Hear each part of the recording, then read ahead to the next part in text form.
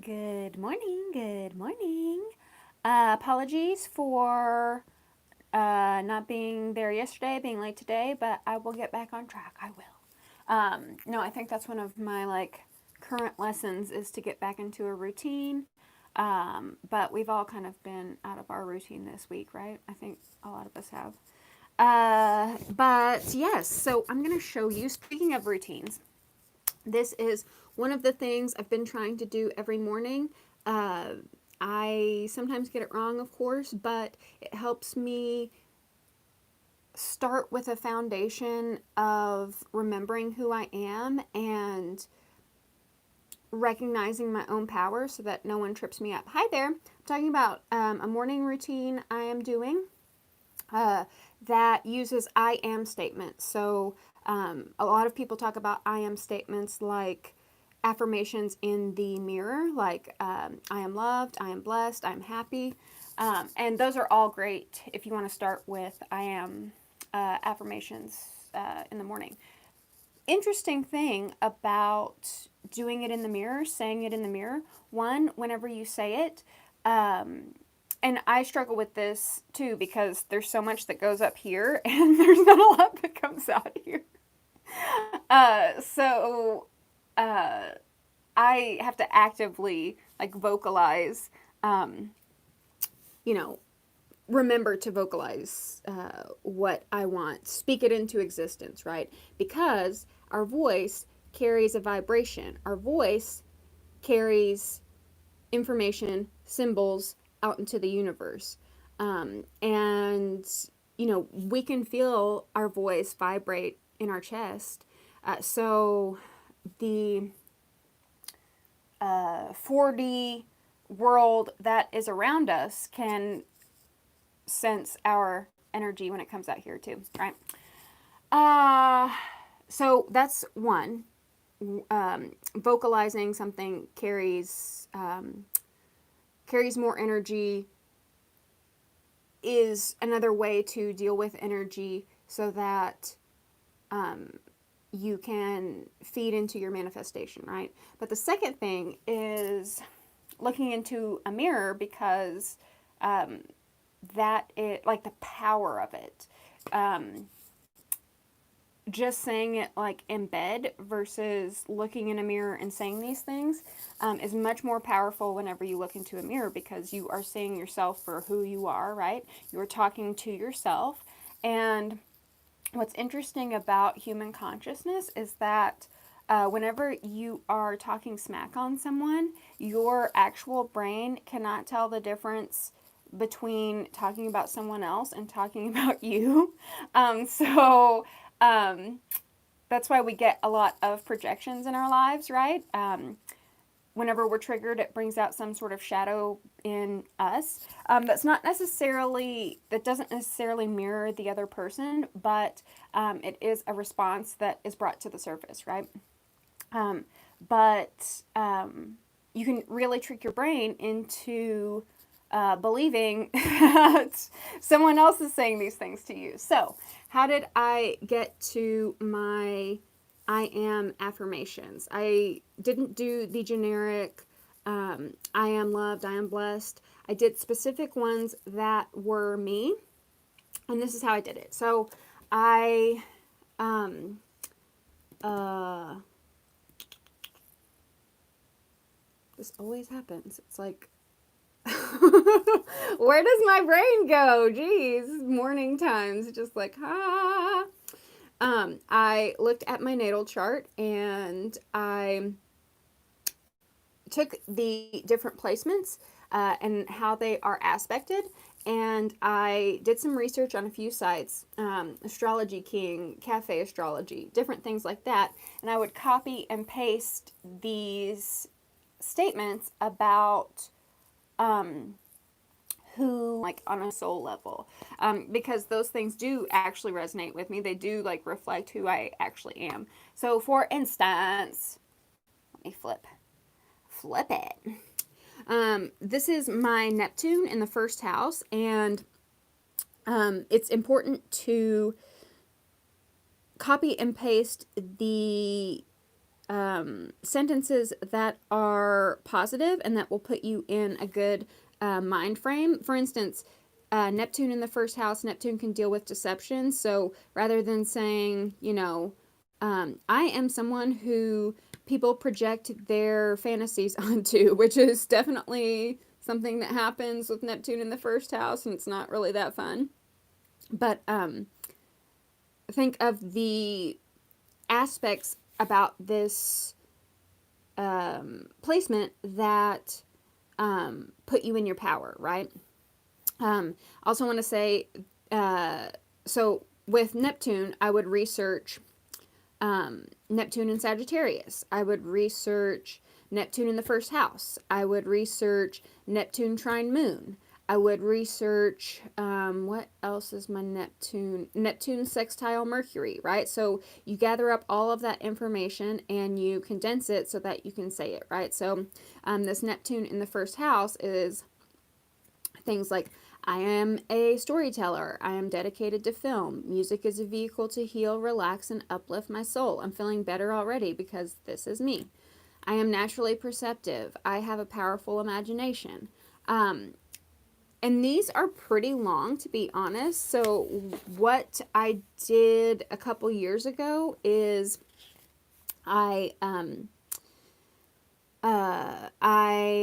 recorded me saying these things, and I made sort of a subliminal for myself, but I didn't like how it turned out, so I'm thinking about doing it again. Let me know if you are interested in me doing any sort of subliminals on this channel. I've thought about it before, but I am drawn to subliminals and guided meditations, hypnotherapy, all of that. I think I'm like my next phase in my light work is to get certified in hypnotherapy. I think that would be nice. And obviously use my powers for good. Trust in me, just in me. That's a Jungle Book hypnosis scene, in case you guys don't know. The snake hypnotizes Mowgli. Anywho, so this is just my first house, and this would be, these first three placements are what I would say in the morning when I wake up, when I rise, first thing, right? The first house is the house of self. The first house is your identity. And so, especially having Neptune in the first house, people, like I said, people project their own ish onto you, right? So it's really important for me to keep that separate, to keep that, to just sort of like know my own personhood before I get swirled up into other people's lives, other people's business. And I have some sort of indirect Pisces 12th house Neptune placements that are pretty prominent. So I do struggle with that, right? My Venus is in the 12th house, so that's like unconditional love to a degree that is my own detriment, to where I'm codependent and love people too much and they like do not return the love to me.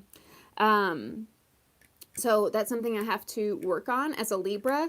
I want to balance others out. I am the other. I am the partner, right? So my identity can get lost sometimes, and that's no one's fault. It's just the modality I was put on this earth to experience, right? That's my own path to make sure I balance the balance. But yes, Aries, which is the first house, and Libra in the 7th house, they're on the same axis, so they're opposite signs, and that deals with me, we, right? Like me, myself, I'm selfish. No one else can tell me what to do. I'm my own person. I'm independent. I don't need no one. Right? And then the opposite of that is Libra, who is agreeable and diplomatic, tactful, always like qualifying to an annoying degree, like not all men, but enough men to make it a pattern, but obviously there are some men who are great and just like get to the point. um, so being over focused on others, right? And something I struggle with sometimes is getting like swirled up into other people's ish, whether it is their low vibes, whether it is their trauma, whether it is their drama, jealousy, if they are jealous of me, if they are triggered by me. I really have to be mindful just to like speak my truth and deal with the consequences instead of like, you know, if someone unfollows me or if someone is rude back, taking it personally because that really is their ish, right? And of course, if I'm ignorant, sometimes I say ignorant stuff, then I will reflect on that. And I appreciate people for calling me out and keeping me humble. But then there's other criticisms that it's like, this really is not, doesn't have anything to do with me. So these I am affirmations are a reminder that I was created just as I was intended, right? And they don't always have to be, you can look at the negative aspects, right? So if you have like a square to something, you can find the positive sentences that will help you deal with that square. I did not get into my 12th house because I actually I have South Node there, so I actually have to release a lot of those issues. So, boop. So this is the first house. I have the ninth house here. All I have in the ninth house is my moon, but it holds a lot of placements because it makes a lot of aspects with things, and I mean, it's your moon, so that's like your powerful emotions, right? But something else that I struggle with, so I would do my first house in the morning, and then my moon. I haven't got into these two habits, but this is like where I'm going, the direction I'm going. So what I eventually want to do is do like my moon in the afternoon, and then moon in the afternoon. Sounds like a Burt Bacharach song. And this is something I really struggle with, which is my 11th house. My 11th house is a house of friendships. It's a house of higher ideals, higher goals, and I have some troublesome placements there that they make good aspects, but it's not really an easy part of my life. So I have to, and especially when we're talking about the me, we axis, where axis, AXIS, especially when we're talking about independence versus codependence, my groups of friends, like I really have to be mindful about holding my own, keeping my own sense of self, regardless of what my friends are doing, right? Like not succumb to peer pressure. And I love my friends. It's just like sometimes I can neglect myself in an effort to like people please them, you know? And that's just something I struggle with. But Pluto is challenging in the 11th house. Pluto is about death and destruction and rebirth, transformation. But those transformations aren't always light and fun, right? Oftentimes, when we experience the most growth, it comes out of a lot of adversarial events in our lives, a lot of hardships, right? To pivot back to that transformation, but you have to go deep down into the dark to get back up. And my Pluto is in Scorpio, it's natural ruler, but Scorpio's not great in the 11th house, guys. And I'm not knocking Scorpios because I do love them. I am on a Scorpio cusp. Some astrologers don't think cusps are real, others do. I do. But it's very controversial. One of these days I might do a cusp video. So Pluto is there. So I sort of, I transform groups, but they can sometimes be in painful ways. Meaning, if the group is too much in their echo chamber or something, then something will catch my eye that seems like off from the messaging, right? So it's like this little nugget of like, guys, we need to do this. So, my job is to like speak up about something like that. But sometimes I haven't always been like the hero to transform. I've been like the villain. but that ultimately transforms those groups, right? So think the asshole sometimes. That's just a part of me that I have to accept. That's my shadow side, right?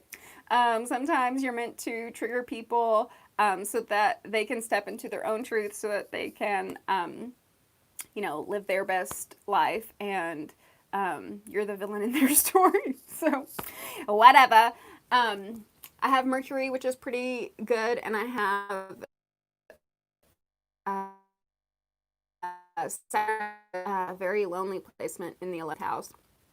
Saturn is like a lone wolf house. So even though I have, I'm lucky that I have a lot of friends, but all my life they're kind of like scattered out, like I'll have a friend group there. I'll have a friend group at school, and then I'll have a friend group after school, and then I'll have a friend group that they go to different schools, but they're friends with my parents. And then there's a friend group at church, and there's a friend group here. There's a friend group there. And I always try to like bring them together.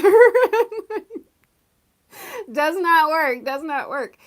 However, despite having these friendships like scattered out, right? These groups scattered out, it is difficult to get a sense of belonging in any of those groups, like true belonging in any of those groups.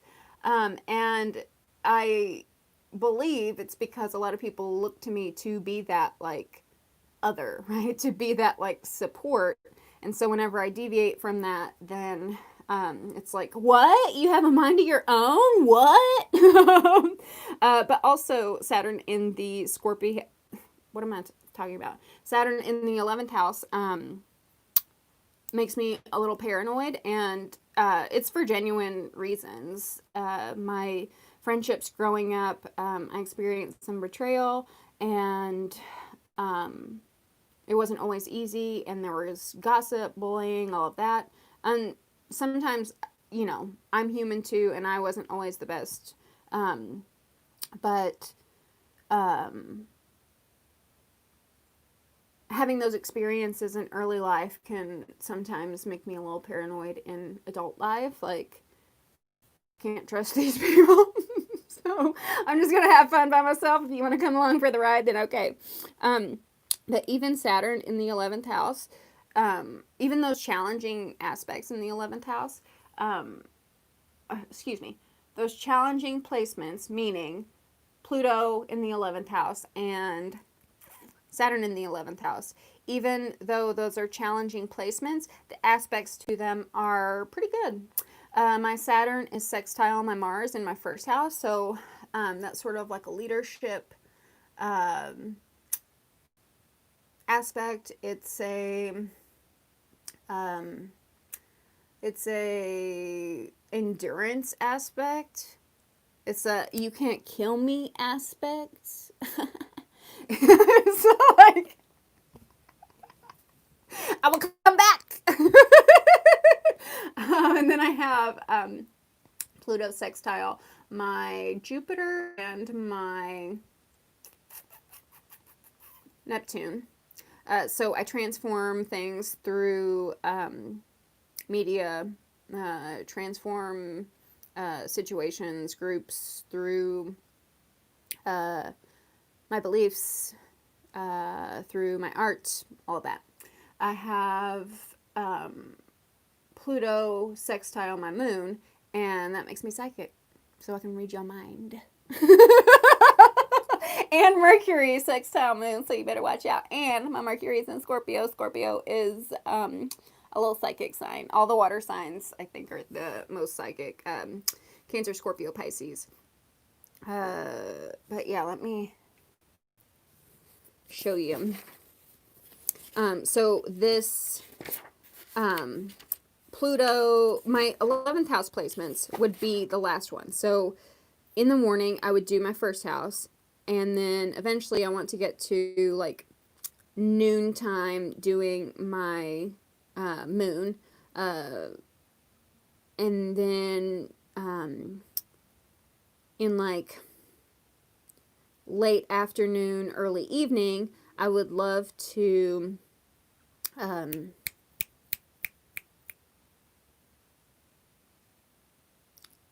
it just stops. My brain is just like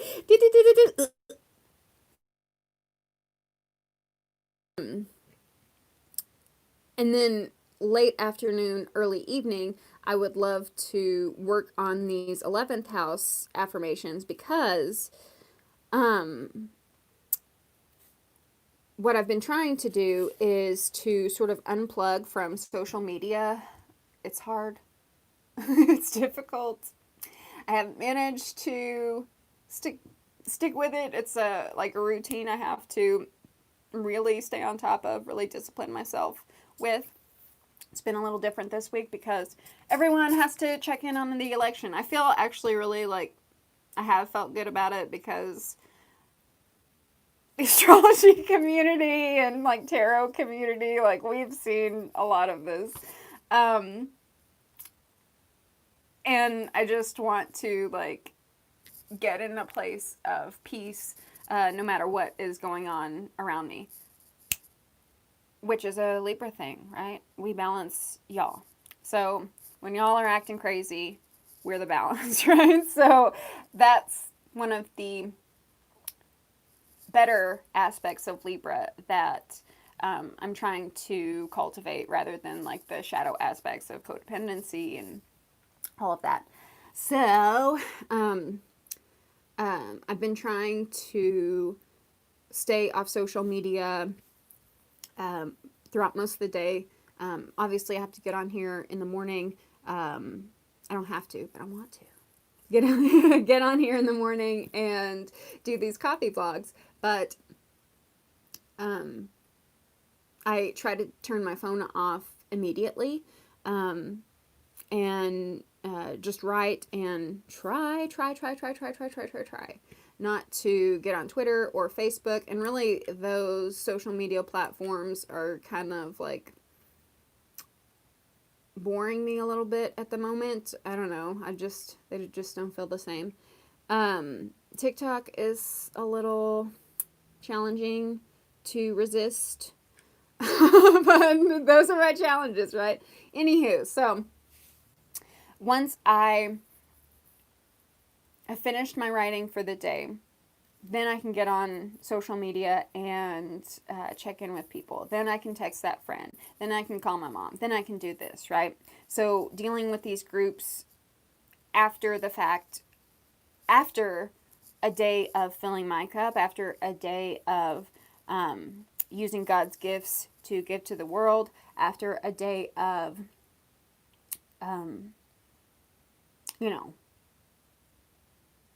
committing to my specific purpose, right? Then I can get to social media. But I would love to read these 11th house affirmations, get into the habit of reading these 11th house affirmations before I even log on, just to remind myself that whatever drama is swirling around online at the time, this is a reminder, like, this is who you are, this is your mission, this is, like, what you, like, how you are meant to fit into this puzzle piece,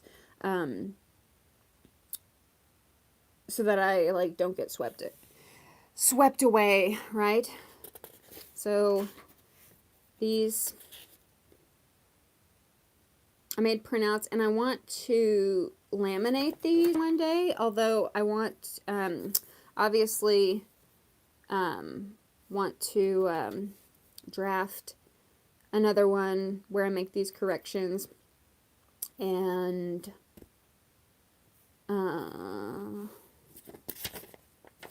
draft these corrections and reprint them and then laminate them. I wanted this binder to be a whole like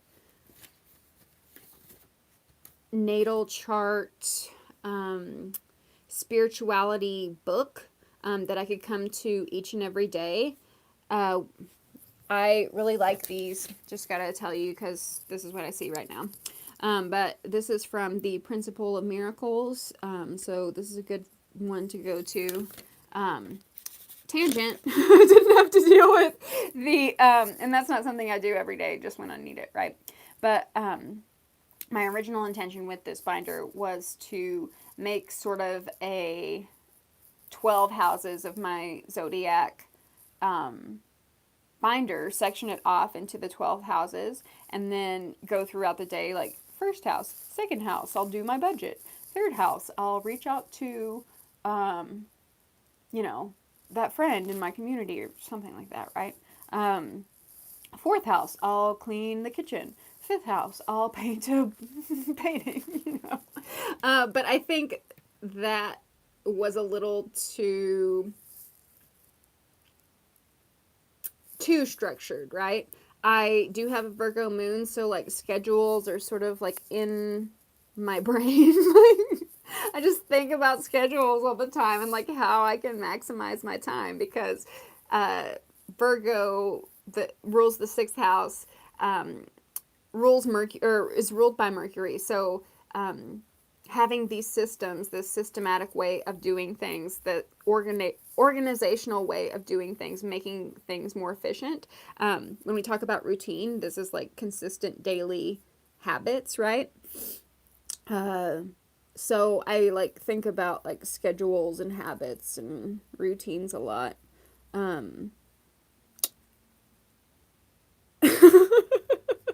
That is my life.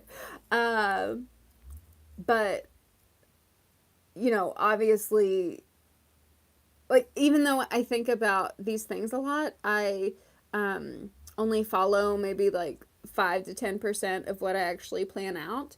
I do feel like I get a lot done and I feel very accomplished, but setting the bar for myself, sometimes I'm a little overambitious, you know. So I've been trying to pare it down, and who knows what this binder will be. It is in the process of being completed. But yeah. Do you have any I am affirmations? Any things you tell yourself in the mirror whenever you wake up in the morning? Can't let me know because I turn the comments off on these videos. But if y'all want to talk to me, y'all can catch me live. I love you guys. It is Friday. Yay, it's Friday. So have a good weekend, and I'll see you Monday.